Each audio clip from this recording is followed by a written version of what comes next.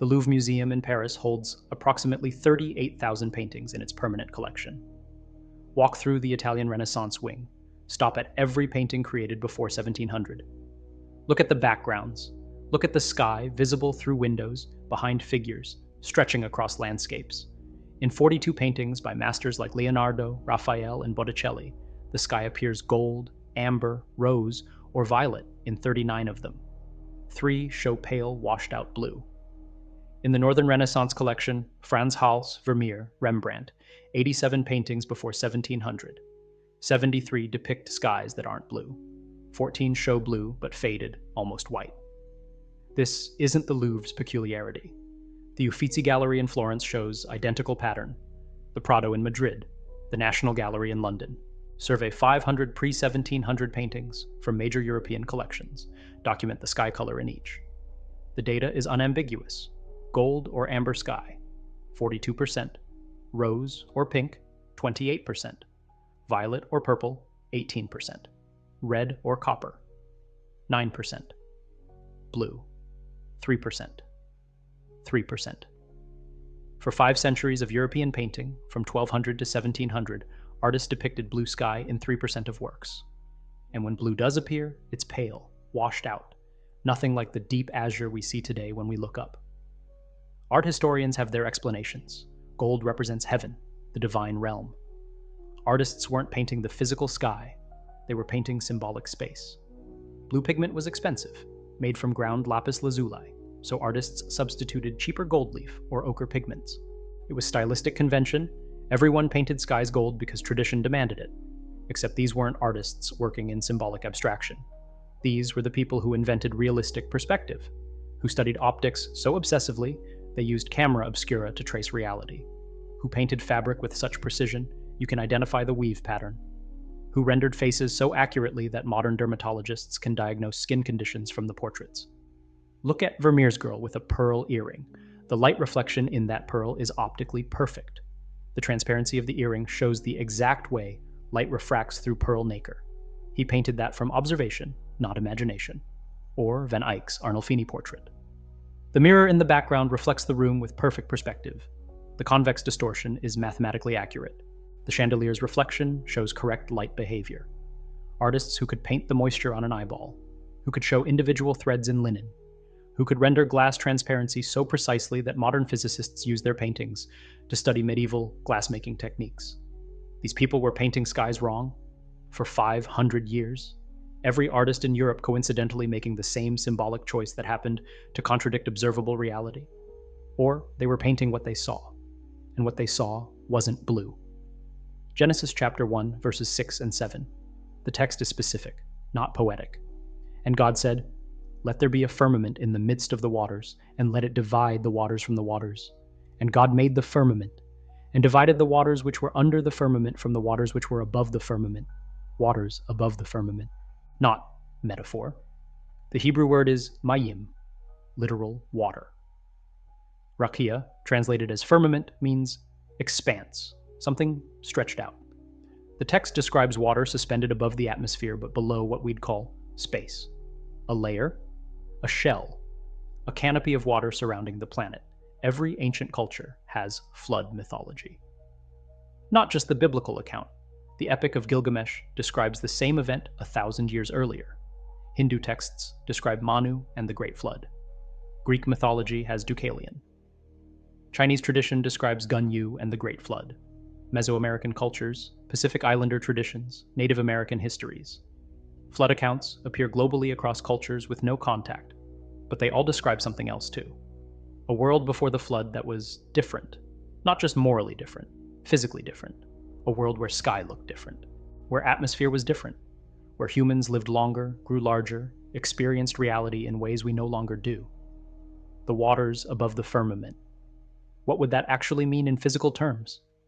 Water exists in 3 states: liquid, solid, gas.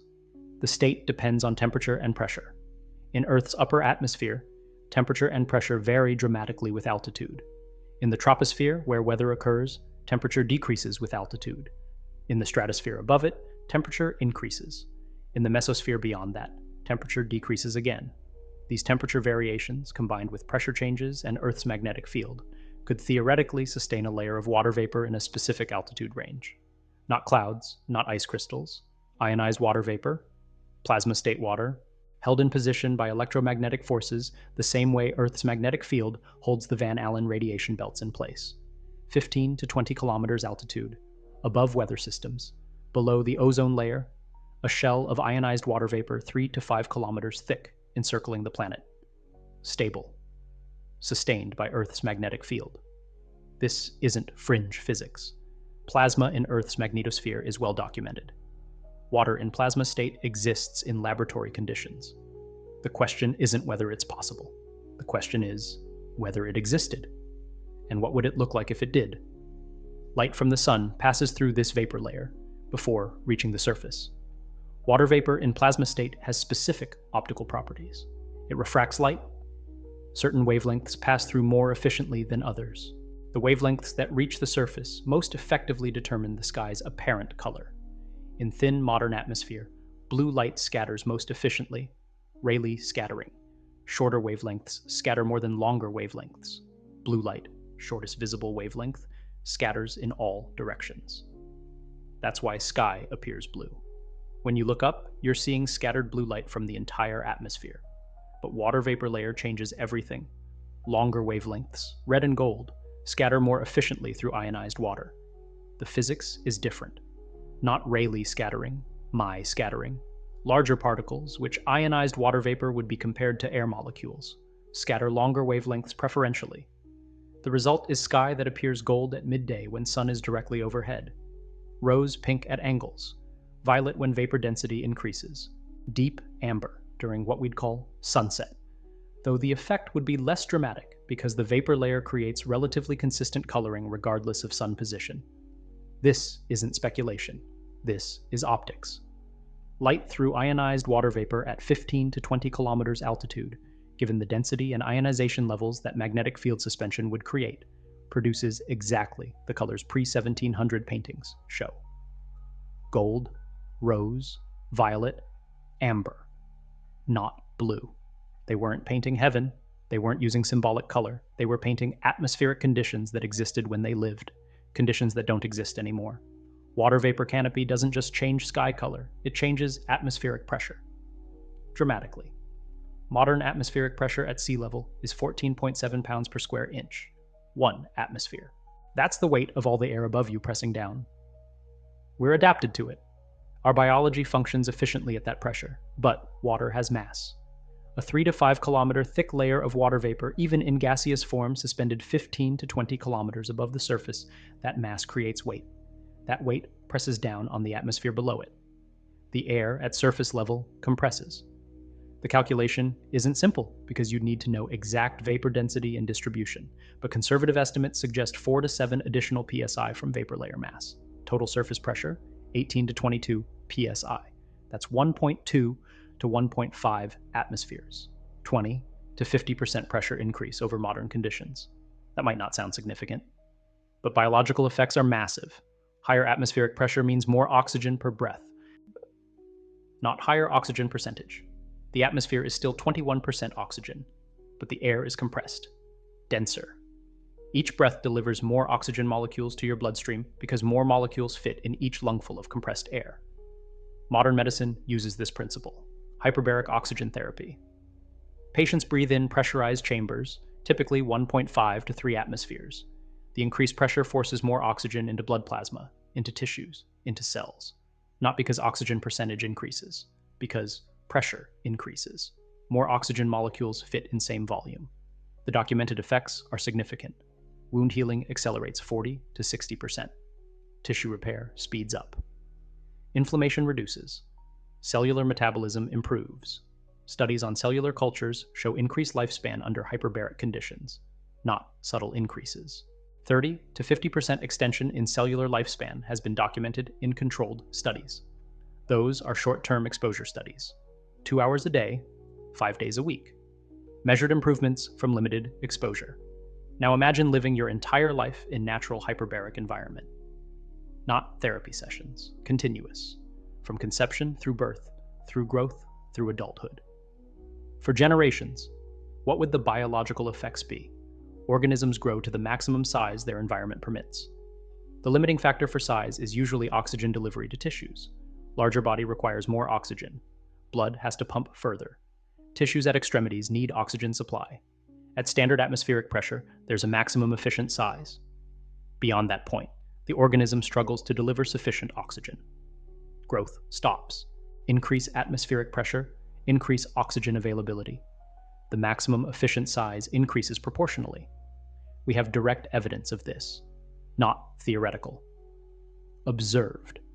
The Carboniferous period, 300 million years ago.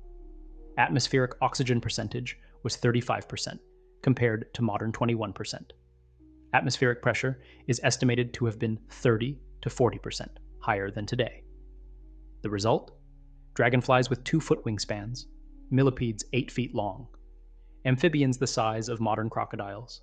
Insects and arthropods reach sizes impossible in modern atmosphere. The biology didn't change, the environment changed. When environment permitted larger size, organisms grew larger. When atmosphere changed to modern conditions, maximum sizes decreased. Megafauna, mammoths, mastodons, giant ground sloths weighing 4 tons, dire wolves, saber-toothed cats, enormous versions of modern animals. They existed until recently in geological terms. Most disappeared 10 to 12,000 years ago in what's called the Quaternary Extinction event. Official explanation is human hunting or climate change. Except these were animals that had survived previous climate changes, previous ice ages, previous warming periods. They'd adapted to environmental variation for millions of years. Then suddenly, across the globe, the largest specimens of every species die out within a few thousand years. What if it wasn't hunting or temperature change? What if it was atmospheric pressure change? A rapid decrease in atmospheric pressure would affect largest organisms first. They'd be the ones whose size depended most critically on high oxygen availability. Reduce atmospheric pressure, reduce oxygen per breath. The largest animals can't maintain their metabolism. They die. Smaller versions of the same species survive because their size is still sustainable in reduced pressure. Humans. Skeletal remains excavated from burial mounds across North America. We've documented this in other videos. 7 to 9 feet tall. Not abnormalities, not rare mutations. Consistent pattern across hundreds of excavations. Normal height for the population, until after a certain date. The burial mounds that contain 7-foot skeletons are dated to before a specific period. Later burials show modern height, 5'8", 6 feet. The transition is clear in the archaeological record. Earlier population was consistently taller. Later population is consistently shorter. The dates vary slightly by region, but cluster around the same period. Sometime between 1750 and 1850, depending on location, the skeletal remains show height decrease, not gradual evolution over millennia. Rapid change within a few generations, that's not genetic change. Genetics don't shift population average height by 15% in 3 generations. That's environmental change. Atmospheric conditions that permitted 7-foot average height disappeared. The generation born after that change grew to smaller maximum size because the environment no longer supported the same growth. Pre-1850 architecture confirms this. We've covered it extensively. 7-foot doorways, 12-foot ceilings. Furniture scaled for people with 38-inch inseams instead of 32. Not in palaces, in ordinary houses, worker housing, barns, utilitarian structures, where cost savings drove every decision. You don't build doorways 20% taller than necessary for aesthetic reasons in a barn. You build to the size that makes functional sense for the users. Those doorways made functional sense for people who were consistently taller than modern humans. The environment permitted it. Then the environment changed, and humans got smaller. Biblical texts claim pre-flood humans lived 800, 900 years. Genesis chapter 5 lists specific lifespans. Adam, 930 years. Seth, 912 years. Enosh, 905 years. Canaan, 910 years. The pattern continues through Methuselah at 969 years, the longest recorded lifespan. Then the flood. Genesis chapter 7. The waters above and the waters below. After the flood, lifespans drop precipitously. Noah lives 350 years post-flood. His descendants show declining ages. Abraham, 175 years. Isaac, 180. Jacob, 147. Moses, 120. By the time of the Psalms, lifespan is given as 70 to 80 years. Modern interpretation treats these as symbolic numbers. Mythology, impossible ages.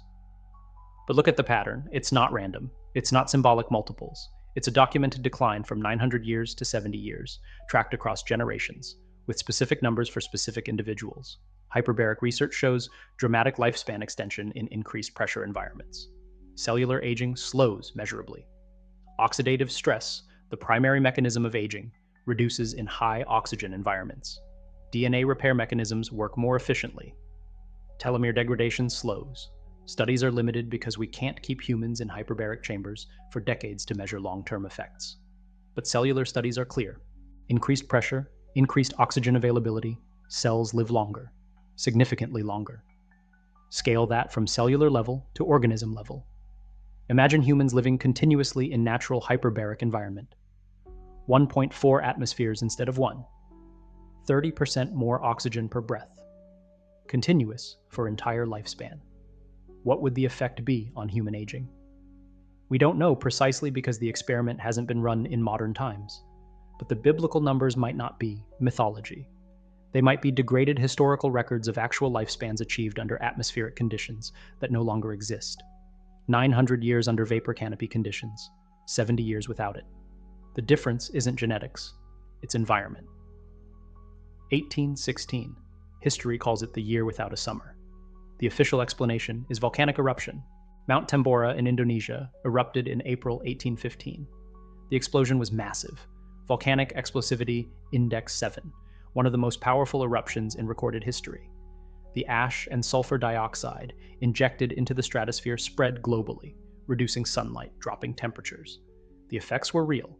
Crop failures across northern hemisphere, snow in June in New England, killing frost in July in Europe, famine, food riots, migration. The historical record is extensive. 1816 was a catastrophic year climatically. But the documented phenomena don't entirely match volcanic winter. Volcanic eruptions create cooling through sunlight reduction. The effects are darkness, dry cold, clear skies at night. What 1816 had was something else. Red skies, documented globally. Not just at sunrise and sunset.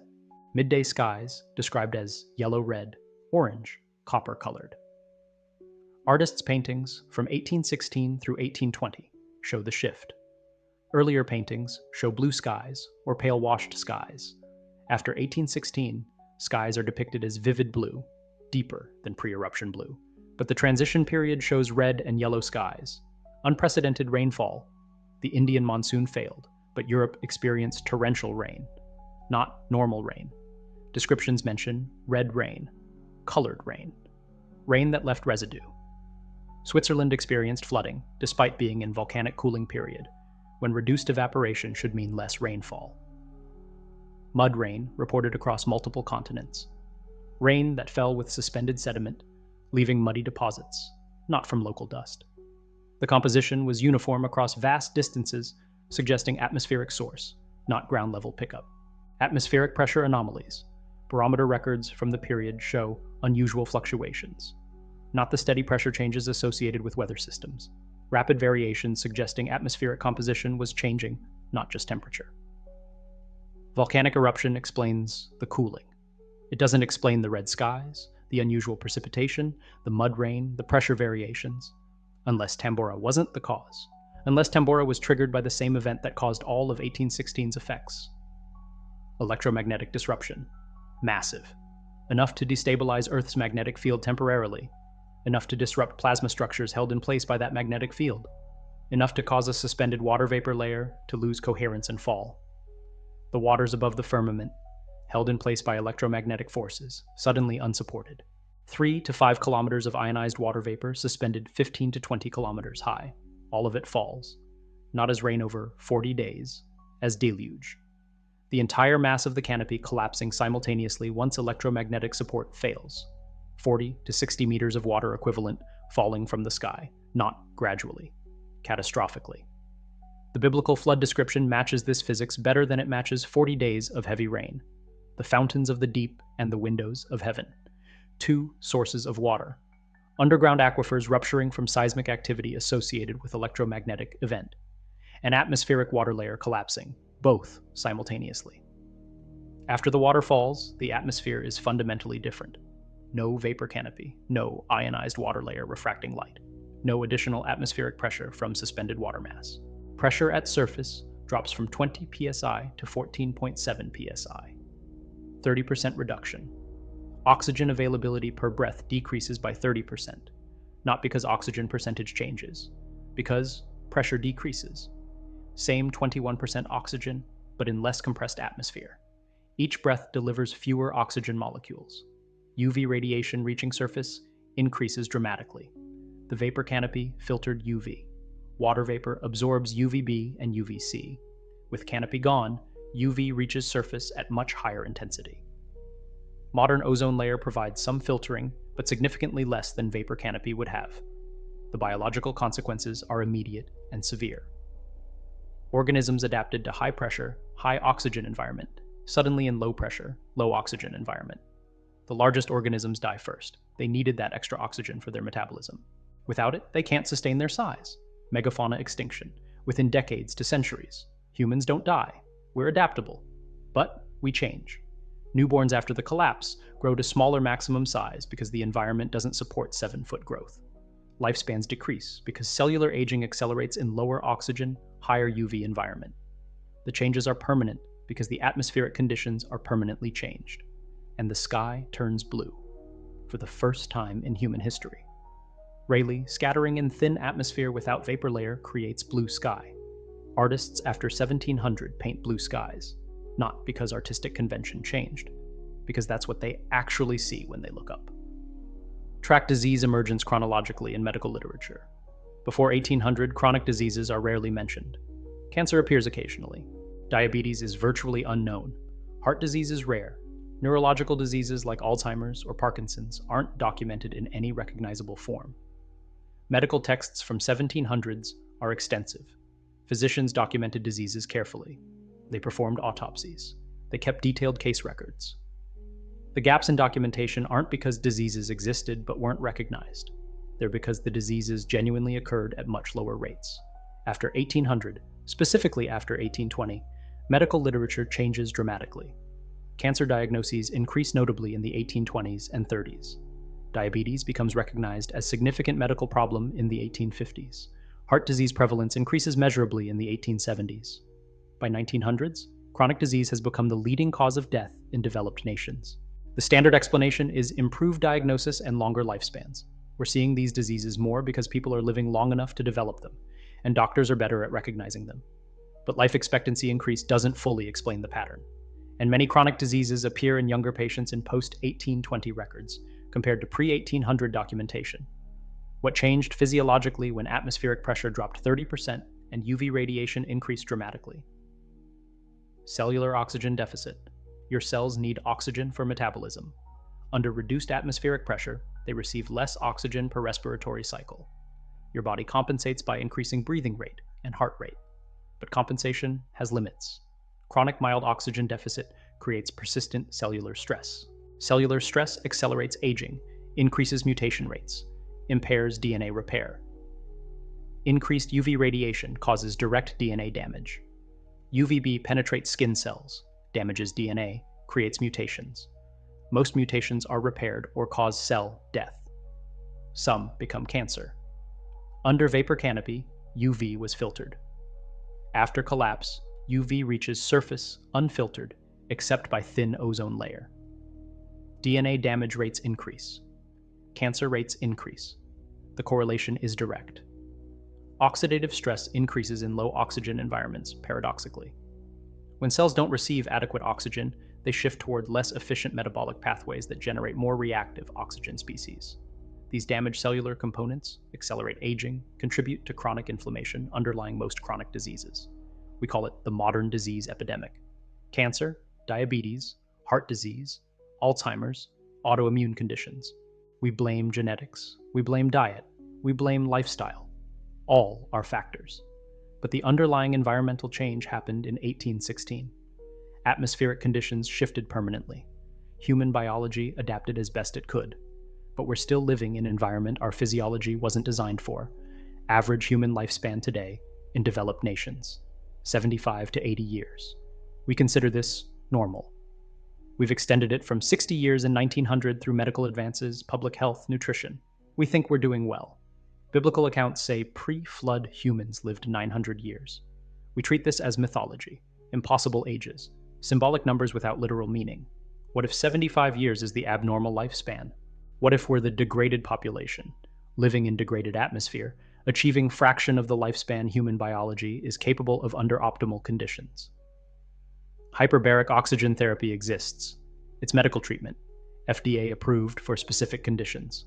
Wound healing, carbon monoxide poisoning, decompression sickness, radiation injury. The treatment involves breathing pure oxygen in pressurized chamber, typically 1.5 to 3 atmospheres. The effects are documented and measurable.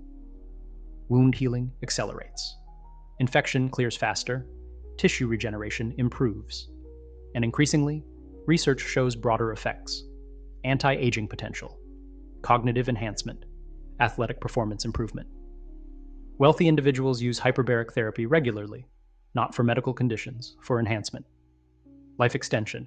Anti-aging clinics in California, Switzerland, Singapore offer hyperbaric oxygen as part of longevity protocols. The cost is substantial, $200 to $500 per session. Protocols recommend multiple sessions weekly.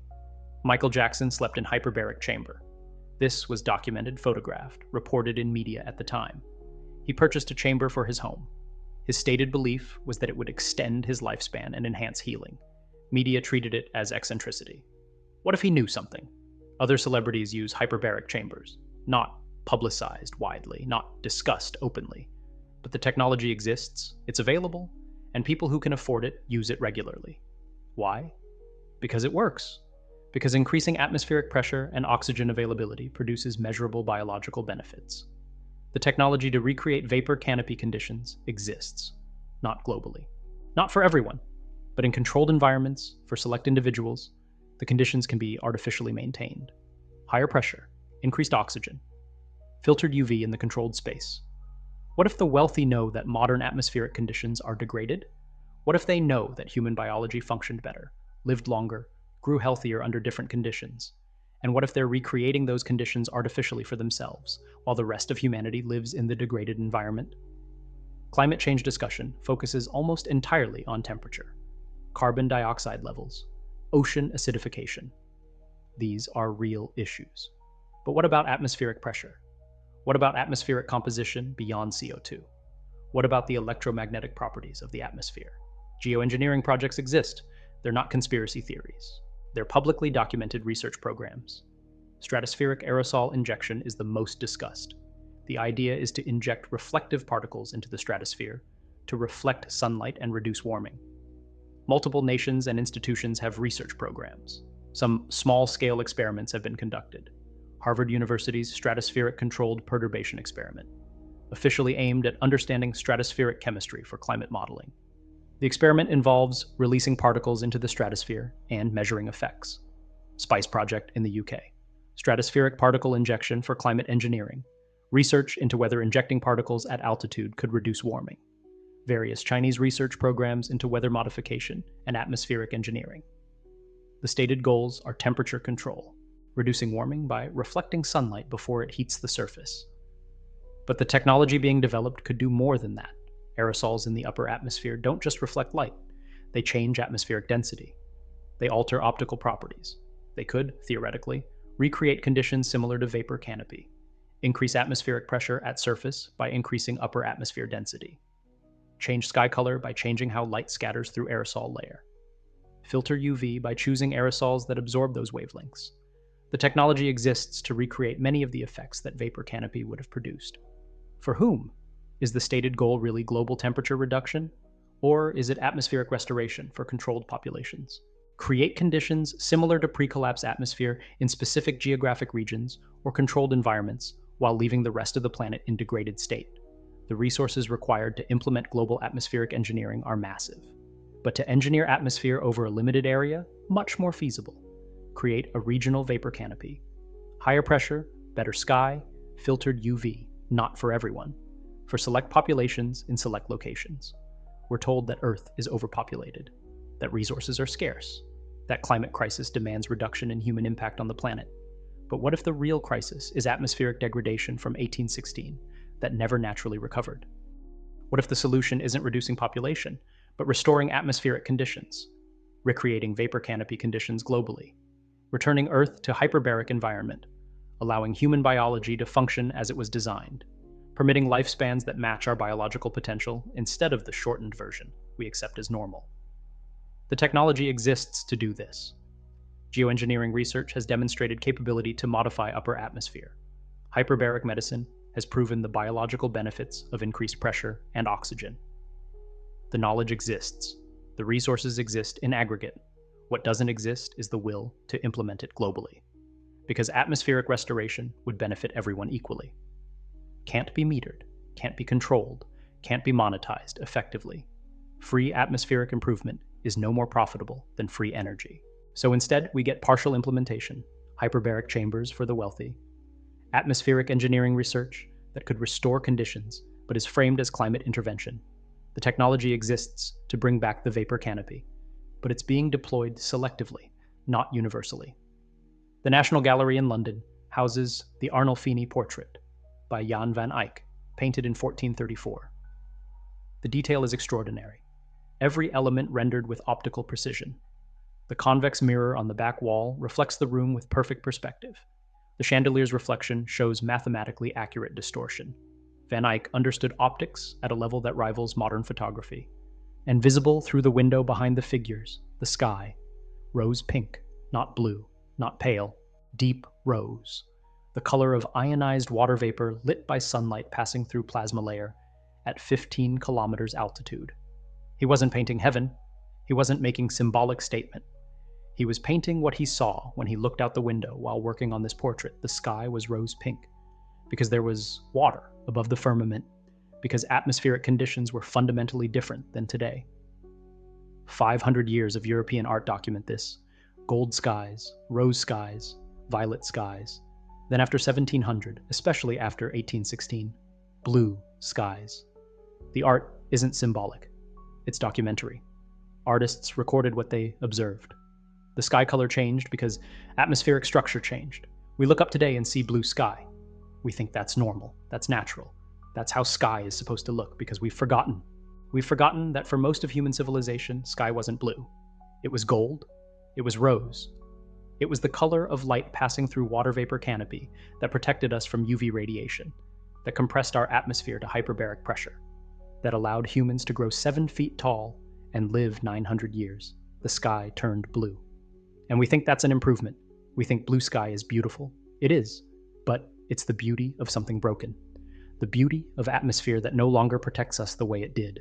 The beauty of degraded conditions that shortened our lifespans, reduced our size, increased our disease burden. They remember. The people who use hyperbaric chambers, the people who fund geoengineering research, the people who have access to controlled atmospheric environments, they remember, or they've figured it out, that modern atmospheric conditions are compromised, that humans aren't achieving their biological potential because the environment won't support it. And they're not sharing that knowledge. They're not implementing atmospheric restoration globally. They're using the technology privately, creating artificial vapor canopy conditions for themselves, in chambers, in controlled environments, in select geographic regions if the geoengineering research progresses as planned. The rest of us live under blue sky, 75-year lifespans, chronic disease epidemic, 6-foot average height, and we think that's normal.